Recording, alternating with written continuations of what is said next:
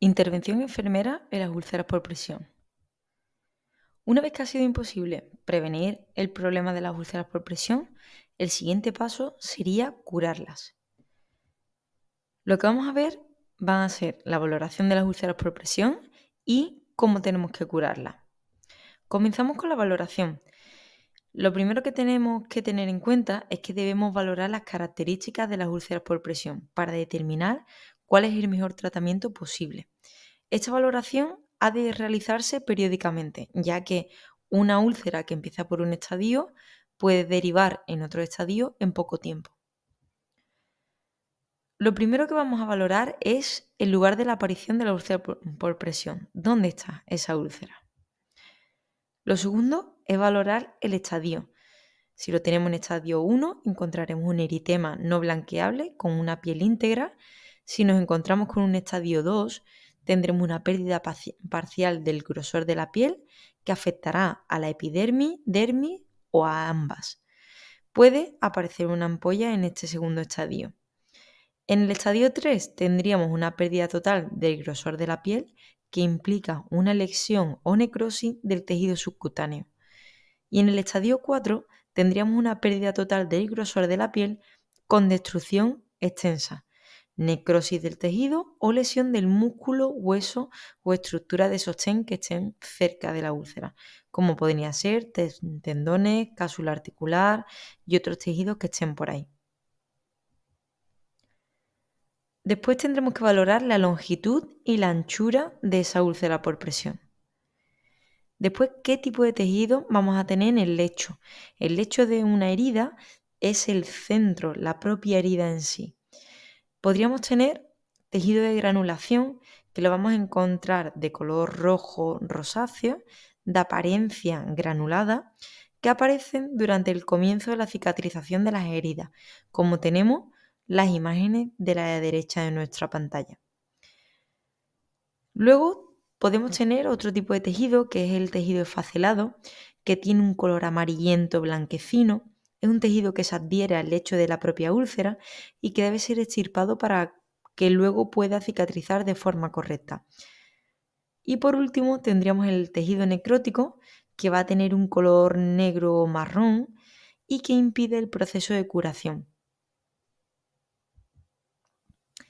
Además, tendríamos que mirar la existencia de túneles, excavaciones o fístulas que se hayan podido producir alrededor de esa úlcera, valorando si tiene o no tiene sudación.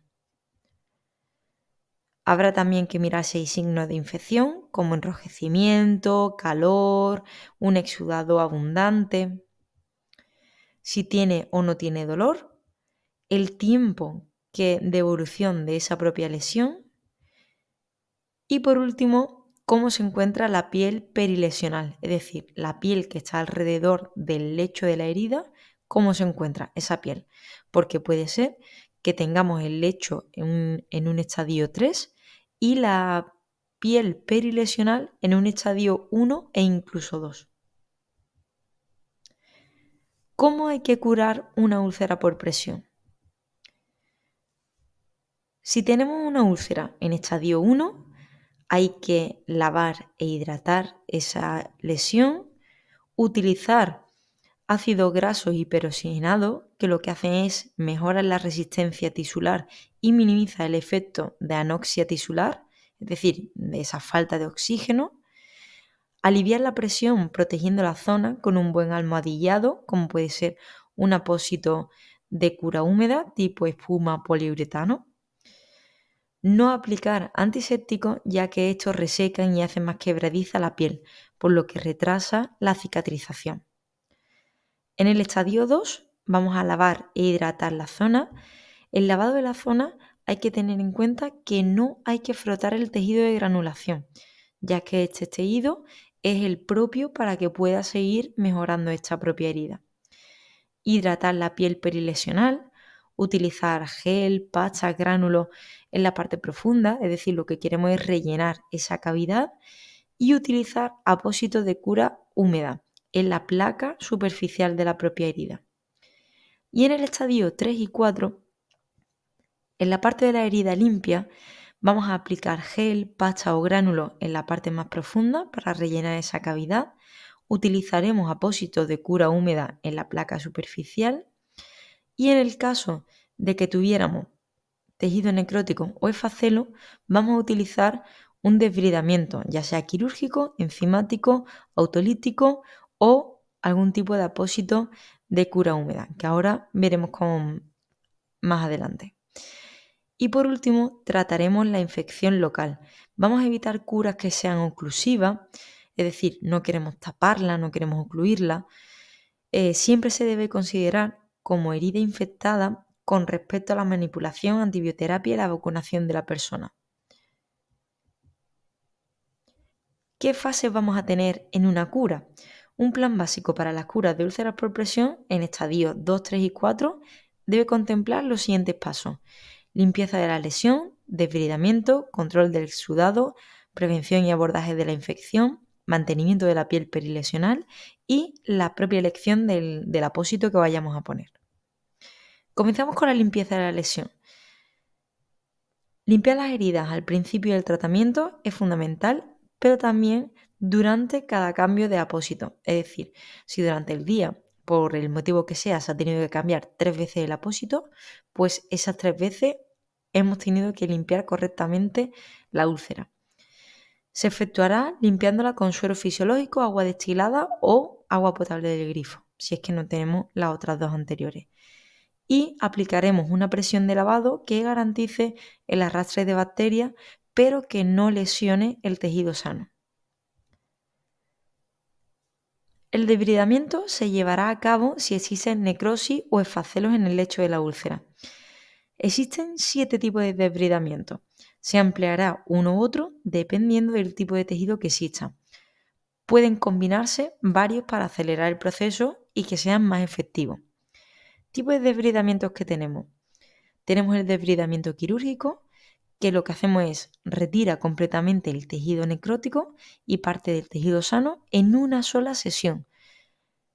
Se hace bajo anestesia y lo realiza un cirujano en quirófano. Está indicado en escaras que son gruesas o que están muy adherentes. El debridamiento cortante se realiza a pie de cama por una enfermera, retirando de forma selectiva el tejido desvitalizado. Básicamente lo que hacemos es ir cortando esos trozos de tejido que está desvitalizado. Requiere instrumentos estériles, por lo que sería una técnica completamente estéril, con un campo que permita realizar este tipo de técnica. Por otro lado, tenemos el desbridamiento enzimático. Se hace aplicando de forma local enzimas exógenas, es decir, de fuera, que entran en trabajo con las enzimas endógenas propias del paciente. Lo que hace es que produce una degradación de la fibrina, el colágeno y la elastina. Lo único que este tipo de debridamiento puede que no sea efectivo si entra en contacto con algunas soluciones jabonosas, algunos metales pesados o incluso algunos antisépticos.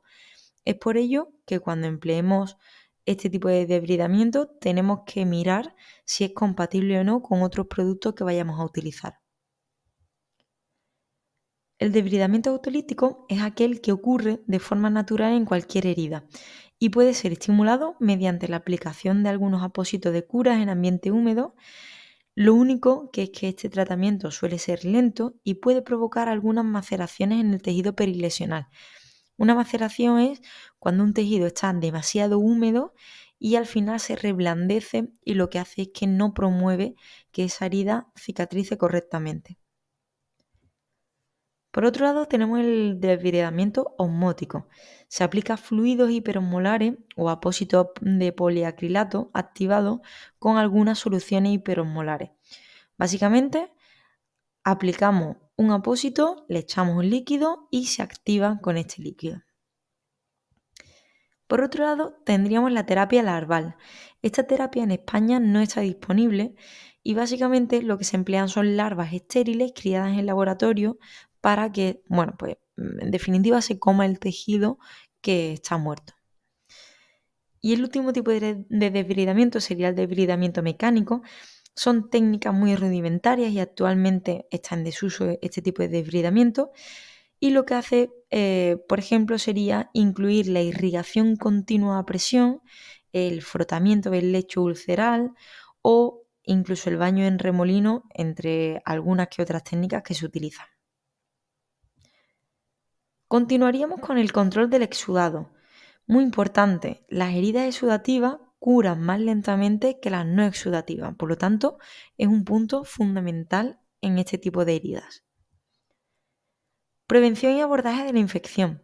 Todas las úlceras por presión están contaminadas por bacterias. No quiere decir que la herida esté infectada. El diagnóstico de la infección es puramente clínico, es decir, si hay signos estaría infectado, si no hay signos no está infectado. ¿Qué signos podemos encontrarnos? Inflamación, dolor, olor y exudado. Si se sospecha que hay infección, habría que recoger un cultivo de la propia herida y emplearíamos apósitos con plata o alginato, que ayudan a reducir este tipo de infección. Y luego nos tocaría mantener la piel perilesional, es fundamental. Aplicamos cremas hidratantes, emolientes o protectoras, como pueden ser la pasta de óxido de zinc, vaselina, películas de barrera, apósito de silicona para minimizar los problemas relacionados con la exposición a agentes externos, como puede ser el contacto con heces, orina, etc. Pondríamos ese apósito y no lesionaría la piel con la que estuviera en contacto. Y por último, nos quedaría elegir el apósito. La elección del apósito refuerza las curas en ambiente húmedo, que sería mantener el lecho de la herida aislado del exterior con ayuda de apósitos especiales. De esta forma se logra mucho más rápido la epitelización de esa propia herida. Lo contrario a una cura en ambiente húmedo sería la cura tradicional, que sería básicamente a través de apósito de gasa de toda la vida. ¿Qué ventajas tiene la cura húmeda? Lo primero, que tienen mayor rapidez de cicatrización y epitelización. Hidratan y mantienen la temperatura y la oxigenación en el lecho de la úlcera y estimulan así las enzimas endógenas con acción fibrinolítica, lo que favorece el crecimiento de tejido de granulación. Por otro lado, actúa como barrera protectora, protege las heridas de contaminaciones físicas, químicas y bacterianas. Tiene también control de exudado este tipo de cura. Control de exudado mediante la absorción de los propios apósitos que se utilizan. Protección de la piel circundante, disminución del dolor con este tipo de apósitos y este tipo de cura, y tiene una buena adaptación, ya que los apósitos se adaptan a las diferentes localizaciones de las úlceras, tienen una mayor adherencia y por lo tanto permanecen más tiempo en el lugar donde se pone. ¿Cómo elegimos ese tipo de apósito? Bueno, existen numerosos apósitos desarrollados bajo este concepto de cura húmeda. La elección de uno y otro básicamente vendrá determinada por las características de la propia lesión y las condiciones del paciente. Podríamos diferenciarlo en dos grandes grupos. Uno, por forma de presentación, pues viene en lámina, puede ser adhesiva o no, en cinta, película, apósitos impregnados, que venga en polvo, gránulos, geles y pastas para el relleno de cavidades. Y por otro lado, tendríamos según su composición y función. Algunos así que más se utilizan tendríamos los poliuretanos.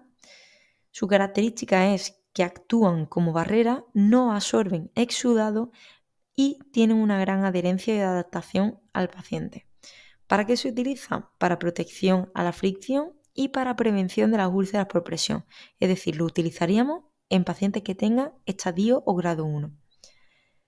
Espumas de poliuretano tienen gran capacidad de absorber exudado y se utilizan para úlceras por presión en grado 2, 3 y 4, de media o alta exudación. Por otro lado, tenemos los hidrogeles. Tienen una capacidad que dan mucha hidratación, actúa como desbridante y a la vez cicatrizante y no tiene adherencia a la piel del paciente.